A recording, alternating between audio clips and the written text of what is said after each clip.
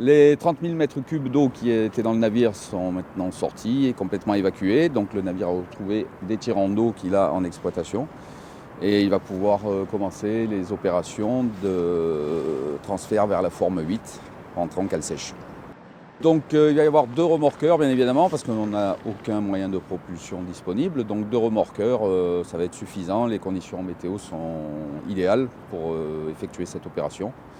Et donc un remorqueur devant, un remorqueur derrière, ça devrait suffire largement pour amener le navire à faire les 4 km qui nous séparent de la forme 8. Il faudra juste être prudent et faire en sorte de ne pas aller trop vite pour éviter au maximum les contraintes sur la réparation provisoire de la brèche.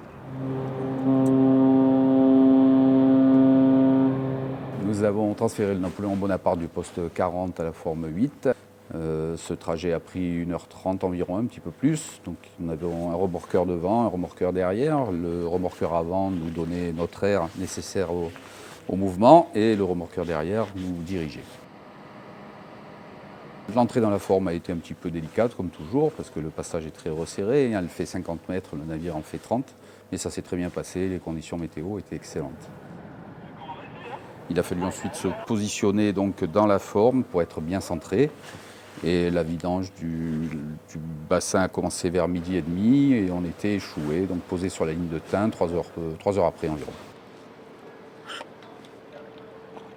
Là actuellement il reste encore 2,50 m d'eau. Il y en a encore pour 2 heures de pompage environ.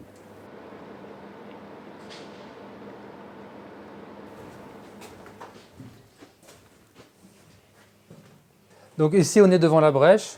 Ce que vous voyez ici, c'est la coque du bateau. Au fond, c'est la tôle qui a été posée de manière provisoire pour assurer le pompage. Cette tôle-là va être enlevée très rapidement pour faire une réparation définitive de la coque. Ici, on se trouve dans le local des moteurs principaux. Ce local-là, il faut se dire qu'il a été inondé pendant 2 mois. Il était rempli d'eau. La première chose qu'il a fallu faire quand on a vidé ce local, c'était le nettoyer. Le second travail après dans ce local, c'était la préservation des moteurs, les 4 moteurs principaux et les 5 groupes électrogènes qui sont dans le local à côté.